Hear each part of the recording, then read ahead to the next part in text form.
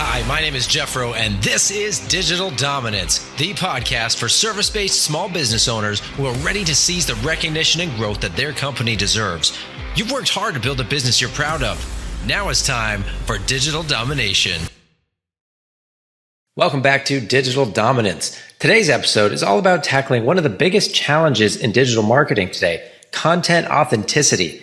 As AI-generated content is becoming more prevalent, it's harder for business owners to know how to stand out in the eyes of both customers and search engines.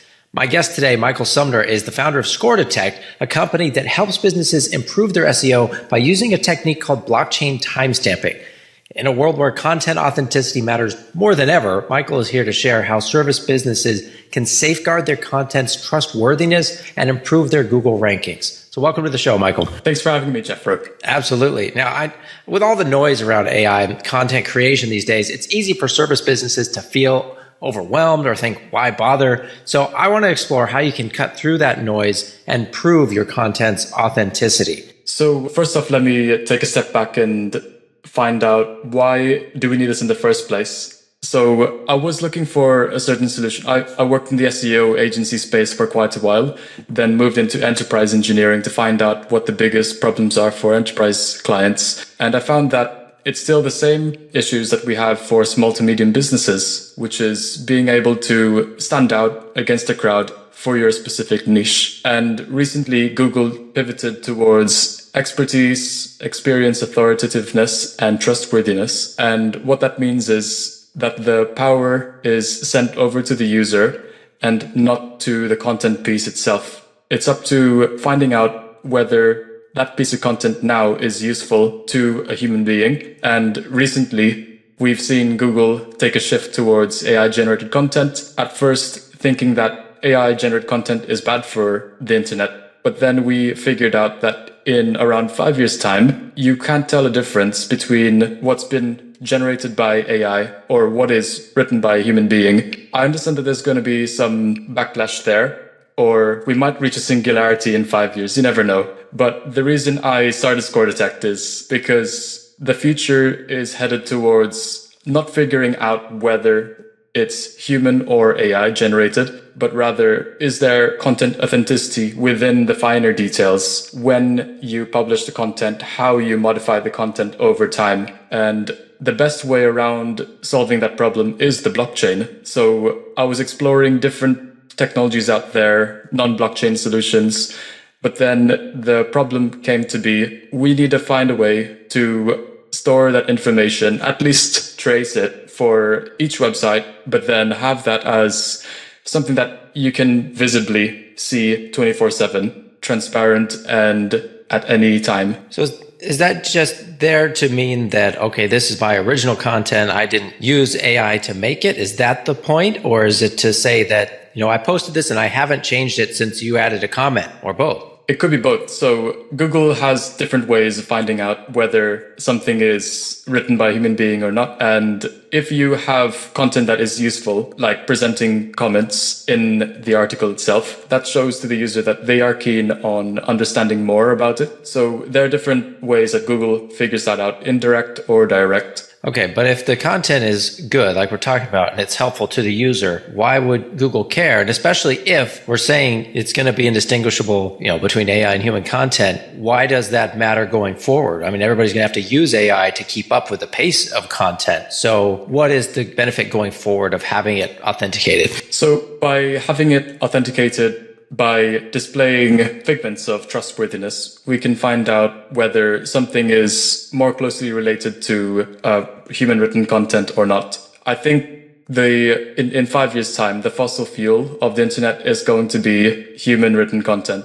And that's going to become a gold in the future. So we need to figure out a way where we do have answers for, let's say, Wikipedia type answers. But then when it comes to something quite sentimental, something quite human, we need to treasure that. And that's where we're looking for solutions to help foster that piece of treasure. Yeah, because in the near future, we need to keep writing more human information to help other people. I know that it's easy to just search for an answer and then end it there.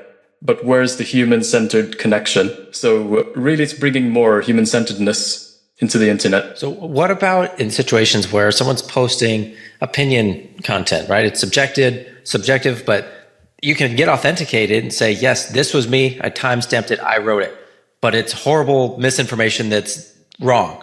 People might see that timestamp and say, oh, okay, this is real, and take that to mean it's also true. What are we doing about that? So this is where ScoreDetect isn't exactly the use case for that. But what we've seen recently is that, so there's a pioneer in the generative AI space, and her name is Nina Schick. And she mentioned that so she wrote a book about deepfakes. We can say that is a form of misinformation. And although it is out there in the internet, it can still erode public trust. We can't tell whether something happened or not because we are digital. We have to trust that the news we read and the information we see has happened overseas. Or like outside of our environment.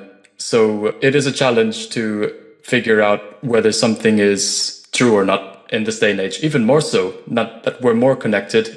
And you would say the generation from everyone born 10 or 20 years ago would know that the smartphone has always existed. It wouldn't know about floppy disks and other technology like that. Yeah, that's probably just going to get harder. But back to the SEO itself, focus. I'm curious.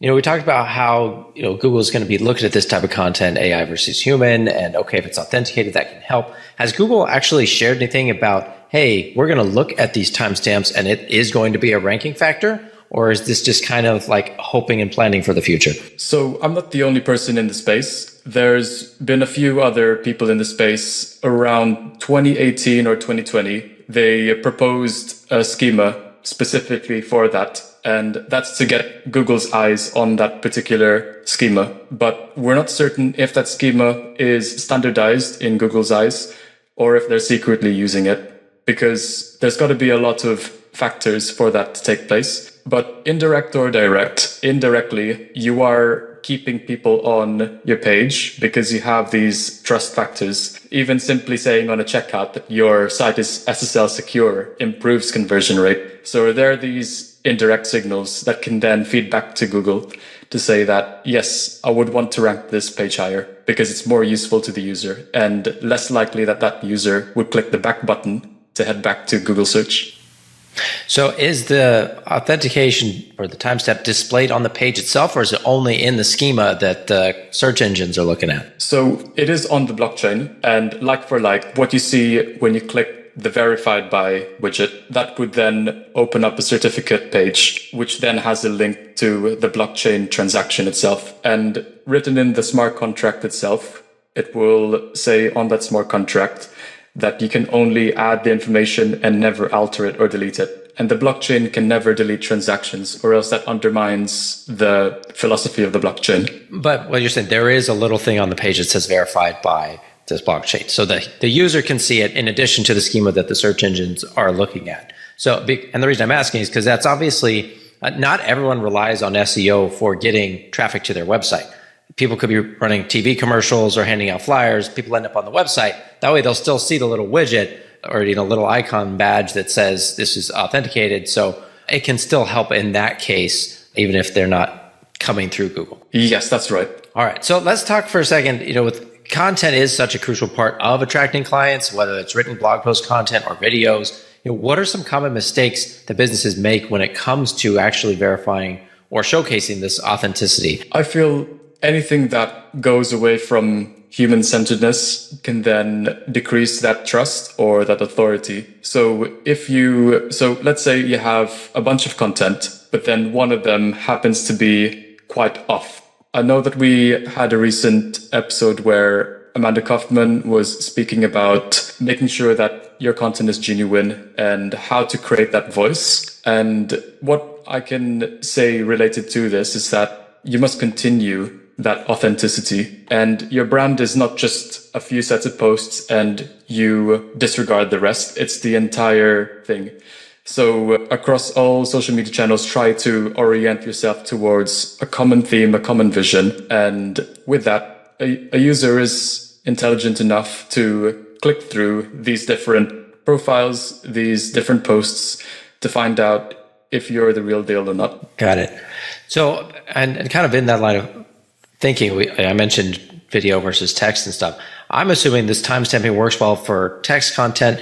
How does it work for video content or images that you're posting? Sure. So the blockchain timestamping mechanism only takes place upon uploading. So when you upload a brand new YouTube video, you could connect this to Zapier. Then whenever you upload a YouTube video, then you would immediately get the timestamp before anyone else would come to download that video and disperse it. So from the very beginning, you have this proof of evidence, and it's being used by multiple courts of law in different countries.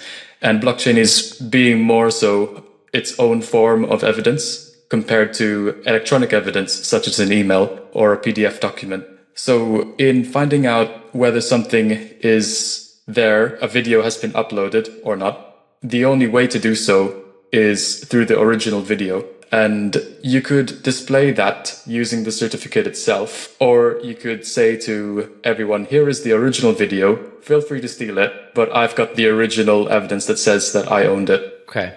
Is it more about showing ownership or also proving that it hasn't been changed? Because I can see scenarios where it would be easy to change that original YouTube video without the blockchain knowing about it. Yes, so the first and foremost, is to prove ownership. Okay. We also have an integration for additional revisions. So if it does change over time, the understanding is that this is only putting a fingerprint of that video or that piece of text, that file, over to the blockchain. And as long as it matches the fingerprints, then that can be certain that that's the right key. So I'm using the term key because that's something that you keep to yourself that you can then use to determine whether that is true or not, whether it works. So yeah, in finding out the piece of video, you could either display it for everyone else to then validate, but then you know safely in your hands that this is in blockchain. This is being used by lawyers in case that would be infringed. And if it ever does happen, you can easily go over to to DMCA, Digital Millennium Copyright Act, and take down that piece of content if it is infringing. So on the blockchain, I'm assuming you're not storing all of the content itself, maybe a hash or something that represents it. Yes. And it's not just the URL to the content, but the content itself. Is that accurate? So it's just the hash. There's other solutions out there that store the entire piece of content, but the flaw I find with that is that you're going to be limited to a certain amount of information that can be displayed in there. So really what you need to find out is, has the content changed over time or not? And that's where it's limited to 64 characters in this special hash that cannot be reverse engineered to find out the piece of content. This is to protect privacy when you're on the blockchain, because if you're going to have information stored forever,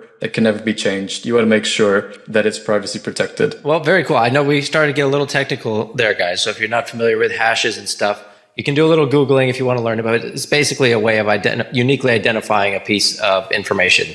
So I'm just curious how it works, because this is obviously a big challenge, not only for proving the authenticity, but even making this work in a way that you can't get around it. And I'm sure people are going to find ways around it, and then it's going to get better, and it's going to be a process like that. So it's not going to be perfect, especially in the early days, and we're still in those early days, I would say.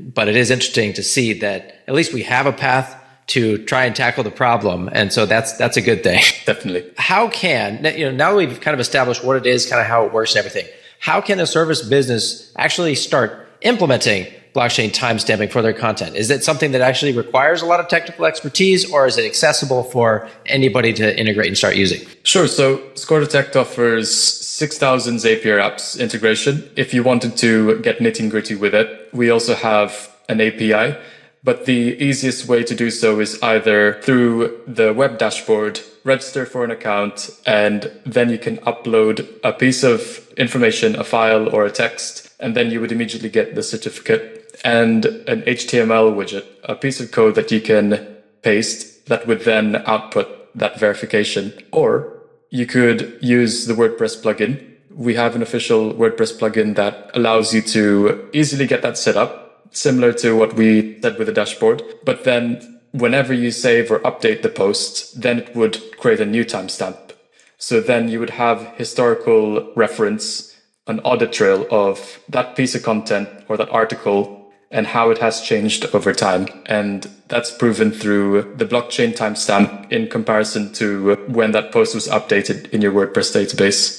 So we picked WordPress because it's powering 43% of the internet, but we're always getting more integrations along the way. I'm curious how you guys charge for this, because obviously you're storing data now on the blockchain. And if someone stops paying for the service, do you just go wipe their records? And so now they can't go back to the past and view it? Or do you keep that as a service to the rest of the internet so they know what's authentic and not? That's a good question. And the reason we started this is so that it can be of service. So the way that it works is once it's on the blockchain, we don't have to pay for the storage on the blockchain. The reason that we have the verification certificates on our website is simply for presentation purposes for your audience. So in the event that we no longer exist, and the question is, will those certificates still be valid? The answer is yes, because you can export your PDF certificates, and what that will contain is a set of proofs,